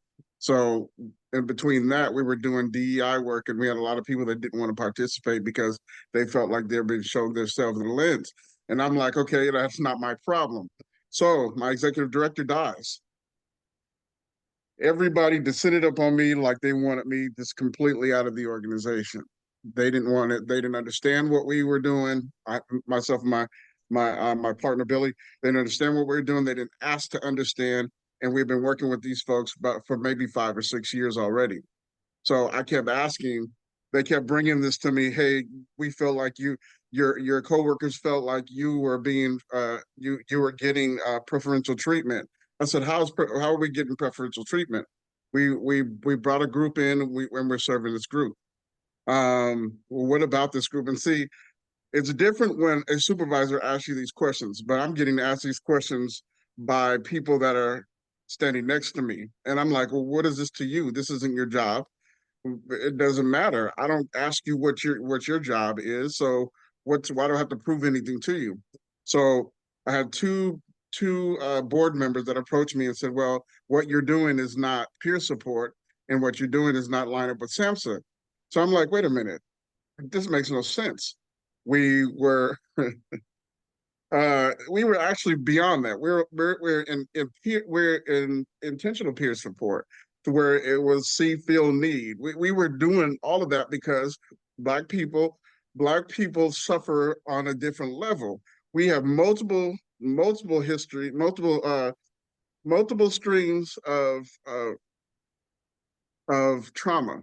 It comes from the stuff that we do to ourselves, our hereditary stuff, and the stuff that our family does, stuff that we receive when we're in our family. So I'm trying to explain this to them, but it was no avail. And unbeknownst to me, we had a master's in social work that was there, that was guiding all of this, supposedly. When she was talking to me, she was talking two-faced. She was acting like she was for me, but she wasn't. I called him to the carpet. I said, why is all this stuff buzzing around our head? Why isn't anybody coming to talk to me directly about what's happening so we can hash this out? Well, I said, look, since this is the way it's going to be, I'm going to continue with my program, and I have nothing to do with anybody else. So we literally walled everybody off. Long story short, our master in social work says I'm getting ready to retire. And I said, you know what? What bothers me the most? I said, I've been working with these people for as long as I can remember, since I started working for this place. And no one has the courage to come up and talk to me and ask me specifically. what the crux of our program is, and why, and who we're serving and why we're serving. All they knew is that we were serving a bunch of Black people, and they didn't like that. 90% of our group is Black. 2% is Latino. The other 5%, 5 or 6% is Samoan or Pacific Islander. So they didn't like the idea of that. So it comes to come to find out, and this is like recent. This is like over the last couple of weeks. Our master's in social work is the one that was putting out the bad press, and I was like, "Are you serious? You've been two-facing me this whole time. Why didn't you just come and ask me what our program was about? Why didn't you ask to sit in and find out what it was all about?" Well, I was afraid of the reprisal from the previous executive director. She's passed on. Why don't you open your mouth and say what you have to say? So our organization within an organization, because that's what we call it right now. So we're an organization within an organization. We infiltrated them. There was no Black anything. There was no DEI. We brought that, and when it started happening, the previous executive director was like, "Hey, this is definitely needed." The problem that we had before then was Black people would walk through the door, whole front office was shut down, and they would call me or the other peer that was in the office and say, "Hey, somebody just walked in the door." And we're like, "Who walked in the door? We're here to service people. So what is the problem?" Well, it was a Black woman who I knew from our community, but they were afraid of her because she walked in with the bag. We don't know what she's up to. I'm like, what? So my executive director knew this. She knew who was racist in the building. She knew who she had to talk to, who she eventually had to get rid of. Well, all of that, none of that happened before she passed away. So that same energy was there. So I was like, no, we're not bringing our people in there. No, for you guys to do the same thing. No, you guys are gonna incite some really ugly feelings if we bring our group in here. And so it's been, we're there, and we're really thinking about moving on to something else, or taking our group and doing something somewhere else. And that's the truth of the matter. But yeah, we infiltrated that organization, and that we're at a place where we need to decide, hey, we're going to take this and go somewhere else, or somebody's going to actually sit down and have a conversation about this, so this makes sense. It all makes sense. But one of the board members came and said, "This is the stuff that we were asking for in board meetings, because we didn't see no Black people. We had maybe one person on the board that was Black. We upped that to 2 or 3. CASA was completely white, 100% white. It was built on that infrastructure, and they wanted it to stay the same. So that's my story." Thank you for sharing. I appreciate that. You're welcome. Please reach out to me too. Please reach out to me. Thank you for sharing, Walter. I know that we are over time, so we appreciate each of you being able to stay. We want to acknowledge the raised hands, and if people have things they want to share, and we know if you have to leave to go off to another meeting or something else for work, thank you so much for being here. You will receive the certificate after the session, also a copy of the video. If you would like to connect with Sean, please share your email address. Also, please make sure, please make sure, we had a fire session today. Please make sure that you complete the survey and let us know how this experience was. Let us know what worked well, where we can improve, and what you would like to learn about in the future. That's what keeps us funded, and that's what keeps us fresh on knowing what is needed within the field and what is needed within the industry. And so I'll pause here so we can give our phenomenal speaker today. I've already seen some some applause, and also some money going around in the chat. That's our virtual offering bucket, and some amen. So let's just give him his flowers and his round of applause before we close today. And then we'll pause, and we'll stay on for a few more minutes if anyone has any questions or final thoughts they would like to share. So we'll pause here for a round of applause. You can put it in the chat. You can share it on your screen, or however.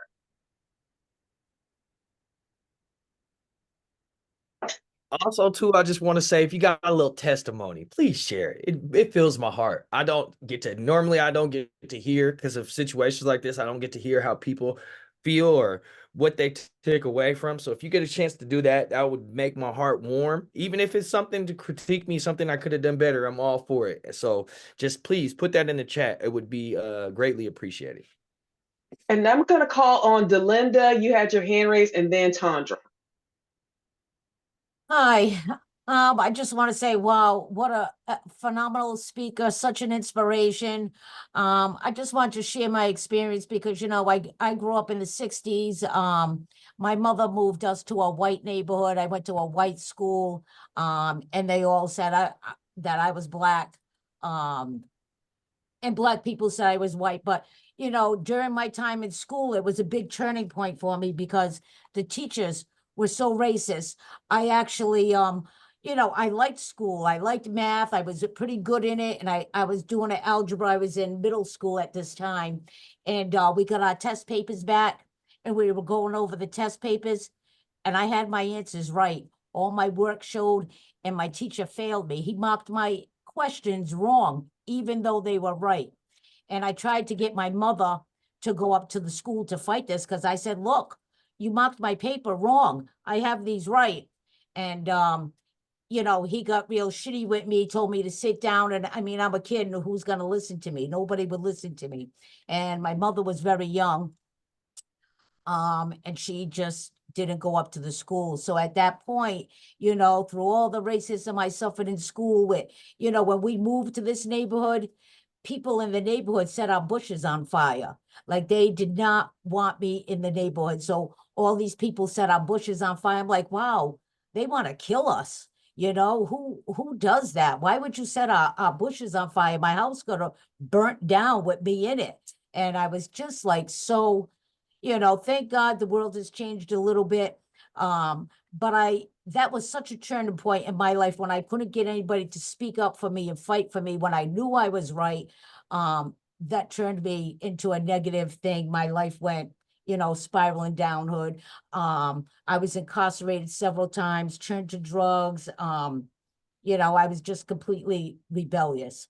But now that I have all that lived experience, I have turned that around. I did have a daughter who's also biracial. And I said to myself, if I could do one thing for my kid, what would it be? And I said, I want to give her something that nobody could take from her, something that would allow her to stand on her own 2 feet, something she can't lose, and will allow her to be independent. And that was her education. And, you know, I may not have had the education or got the opportunity to go to college, but I made sure my daughter did, and she is doing very well in her life.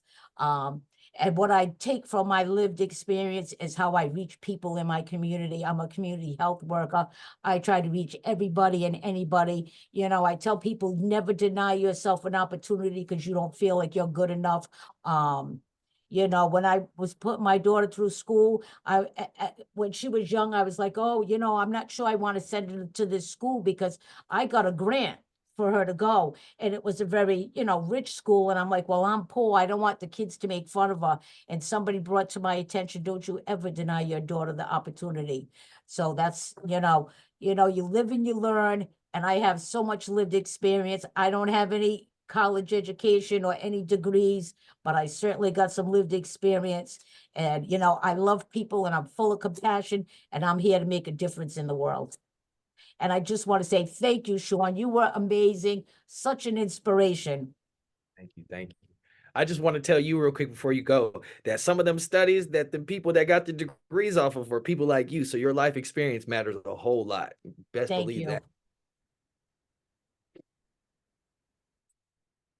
Tandra, and then we'll close out. Okay, thank you so much. First of all, I put it in the chat. Sean, thank you for being an Olympic fire thrower. It's not even on, it's not even on the map. That your lane is not even on the map. I am just so grateful that you not only trailblazed, but you left a blueprint. That is absolutely amazing. I pride myself on I teach my children, my grandchildren. My every attempt is to leave everything above ground because it has no power beneath it. When I leave, I'm not trying to just leave memories. I'm trying to leave energy. so that somebody else's life is going to always be impacted from generation to generation. So I thank you for, for your stance and your perseverance. I am too a peer support specialist, and I've been doing peer work since I was 17 years old. And that's why I say I'm not just a survivor. I don't use the word survivor. I'm an overcomer and I'm a teacher of it, because I had to overcome childhood trauma, sexual assault, domestic violence from age 4 until age 16. And that's why when I turned 17, I was able to actually become a peer counselor, because the program ended, the funding stopped for what I was receiving, the therapy sessions that the state was paying for. They would only pay for a year.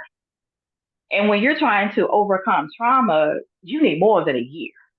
There's just some things you just cannot unpack within a year. And so I was told that I can come back the next year for free if I came back as a peer counselor. And so that coming back that next year, it changed my life. It was something I was like, you know what, I know that I'm supposed to be doing this for the rest of my life. And when I got my certificate, I flew in from out of state to actually receive my certificate. I don't have a degree. I don't have, and I wrestled with that. I wrestled with getting a degree for so many years. And I started the process, and I just didn't agree with none of the theories, and it was just all just so annoying. Like, none of these things line up with my life. My life, I am the exception to every rule. That none of these things was actually happening according to what my life has proved to be different. And so, in my training and in my workshop, I tell them, when you go through the process of becoming a peer support specialist, you know that is the highest level of degree that you can get beyond a doctor. That is when you get your associates, your bachelor's, your master's, and your doctorate degree. That's based off of somebody else's studies. That's based off of somebody else's research. But when you become a certified peer support specialist, that is the highest level degree other than your birth certificate that certifies your life.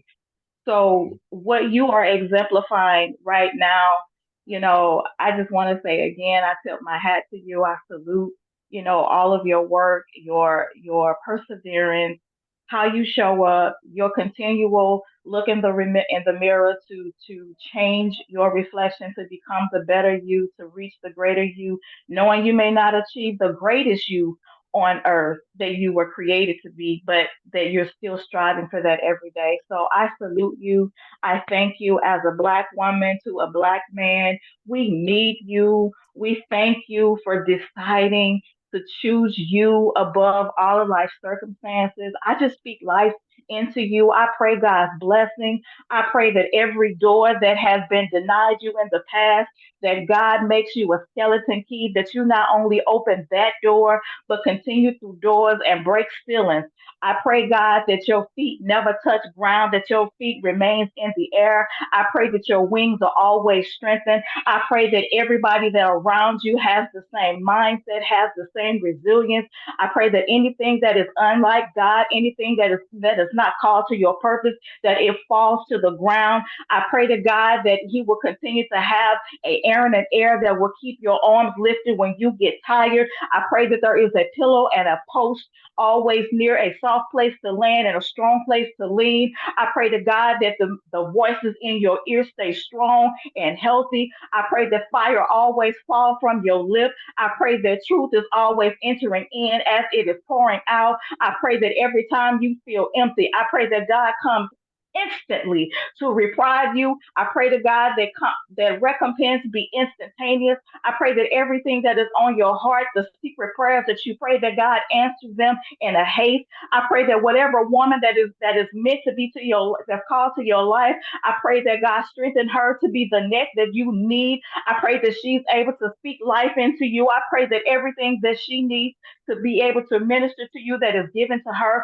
I pray that the people that surround her are the right people. I pray that there's a Naomi and Ruth life experience that is happening in her life.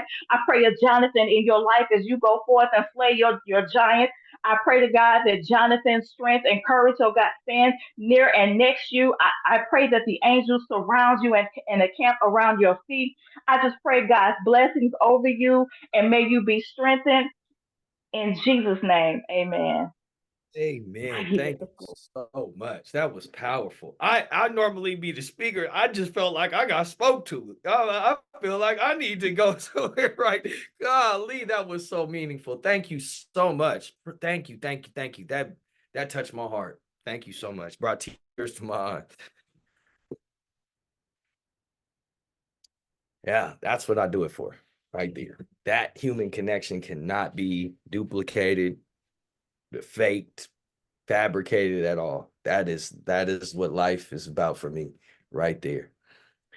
Can I share my call to action before we get off?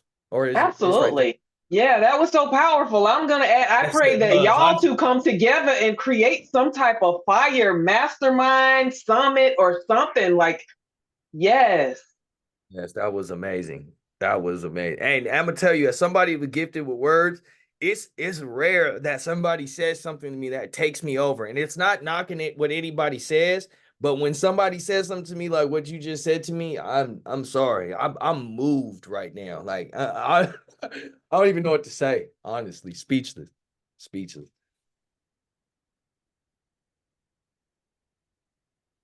Is this it right here? Or gotta go to a different? Oh, your call to action, this is it. Okay, I'm gonna read it. I just wanted to make sure I answer You somebody. want me All to right. read it while you soak in all Hey, this goodness? go ahead. Go ahead, Oh, please. okay. Please. So we have a chatterfall, and what a chatterfall is that we take a moment and we'll enter something in the chat at the end of this prompt, and we will not press enter until we count down and everyone presses enter at the same time. So the words falling are similar to a waterfall, but since they're words, we call them a chatterfall. And so this was written by Sean, and it is my call to action for the mental health professionals attending this presentation is to step outside of the box of your usual practices. Be inspired to think, develop, and serve in new ways. Embrace what resonates with you, what is applicable, and what enhances your mission of service.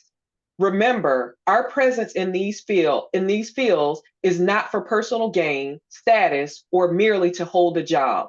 We are here to serve the greater good of society, to pay it forward, be part of the solution, and make a lasting impact on the communities we reach through the seeds we sow in our fruitful endeavors. And so our call to action is a question, and it is what is one action that you can and will take this week. So this is Monday.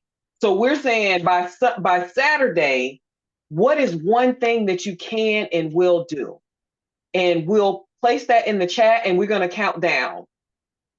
So give a few seconds for everyone to type what they are, one thing that they're committing to. And then we will count down.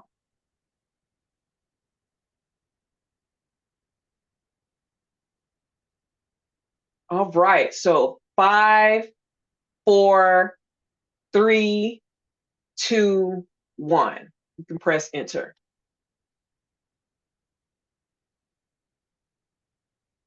So we have infiltrate, we have ready, set, go, decide, build strength with positives, to be more open, serving, to collaborate,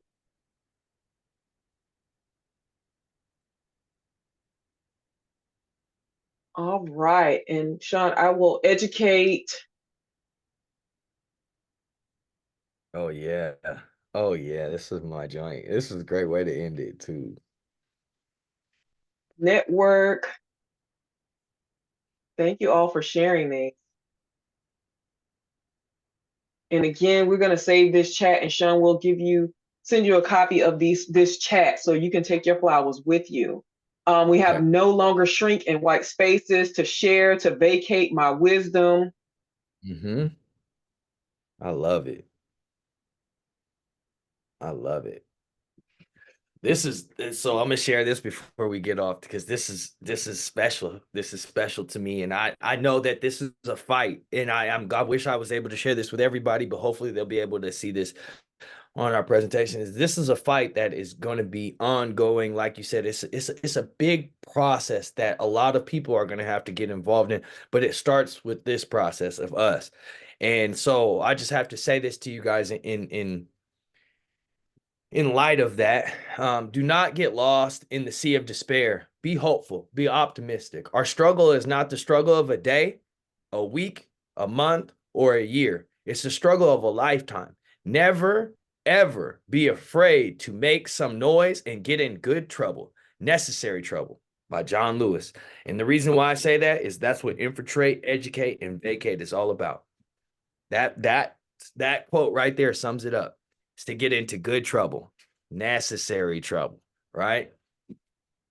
That's what it's all about. And everybody, I appreciate you guys so much, just for pouring life into me, and just receiving what I said. I just want to say this before we get off. I didn't know how this presentation was going to be met by people, but I think it was something that was needed by the response. And Tanisha, I couldn't thank you anymore for just what you've done, and just affirming me on this, validating my want to do this presentation, because it seems like it was very much worth it and my words were met. So I appreciate everybody. Couldn't be more happy.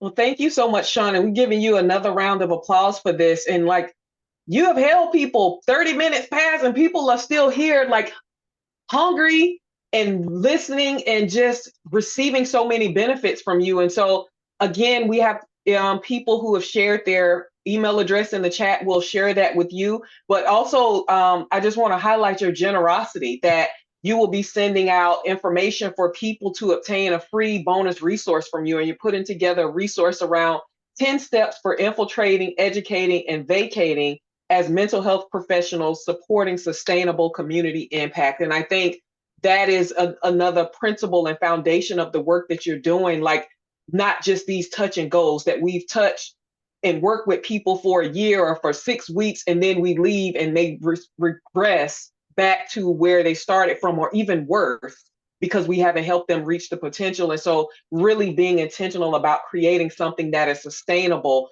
over the long term and also sustainable across generations. So thank you for doing that work. And we will, you've shared your information in the chat, but this is here too on this screen, and people will receive a copy of this presentation, the video, and also the slide deck. And that is it. Again, please take time to check out Intact. Please make sure when you receive your certificate of completion that you also take time to fill out this survey. If you want to hear more from Sean Worthy, put that in your survey. If you want to hear more about this topic or other topics from Sean Worthy, please put that in your survey as well. Thank you so much. Bye, you guys. Thank you for your time and your energy. And please connect with me. Joanne, are you able to save this chat on your side? I don't think I see it. Yeah, I can do that. Okay, awesome.